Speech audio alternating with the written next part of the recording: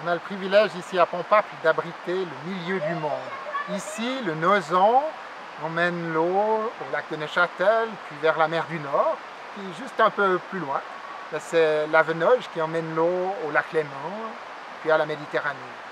Et ces rivières, en quelque sorte, elles nous ouvrent au monde. Ça rejoint ce que Jésus dit à ses disciples au moment de les quitter pour son ascension vers le Père. Il leur confie la suite de sa mission. Elle s'enracine dans un verbe.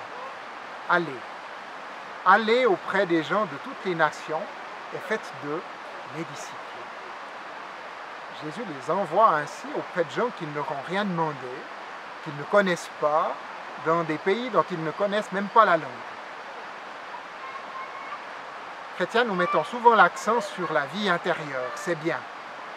Mais de cette vie intérieure doit surgir un élan vers les autres, une envie de partager avec eux. Chrétiens, nous sommes appelés à aller au-devant des autres au nom du Christ. Nous devons oser sortir de nous-mêmes et de notre zone de confort.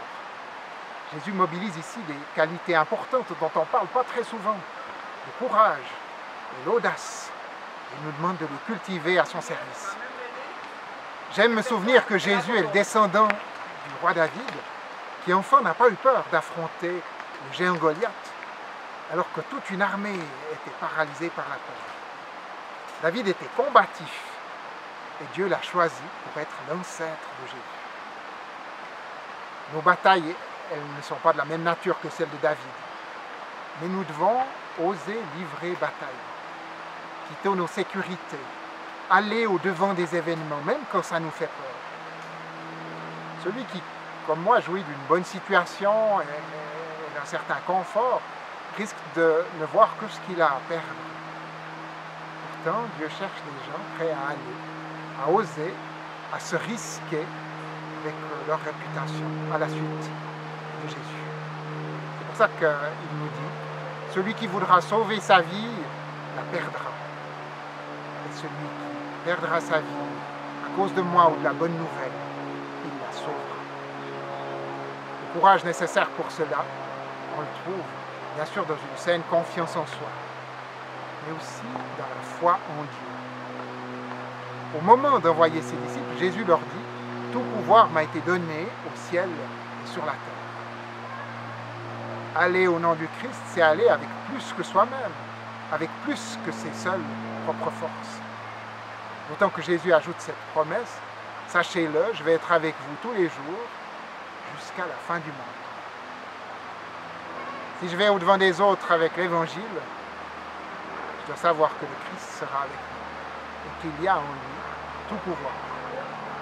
Je ne pars pas seul à l'aventure, Christ m'accompagne. C'est une certitude qui a été importante pour moi au fil de ma vie. Avec lui, je peux aller, je peux me risquer, je peux chuter et me relever. J'ai confiance qu'il sera là, à mes côtés. Alors, je vous souhaite un beau week-end de l'Ascension avec cette béatitude. Heureux les audacieux, le Christ nous envoie, il nous accompagne.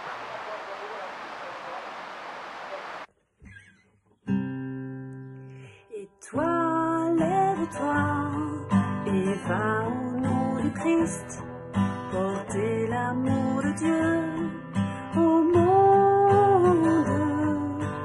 Toi, lève-toi et va au nom du Christ, porter l'amour de Dieu au monde. Comment les hommes croiront-ils ce qu'ils n'ont pas connu? Comment les nations de la terre serviront-elles Jésus? Toi, lève-toi et va au nom du Christ, porter l'amour de Dieu au monde. Toi, lève-toi et va au nom du Christ, porter l'amour de Dieu au monde.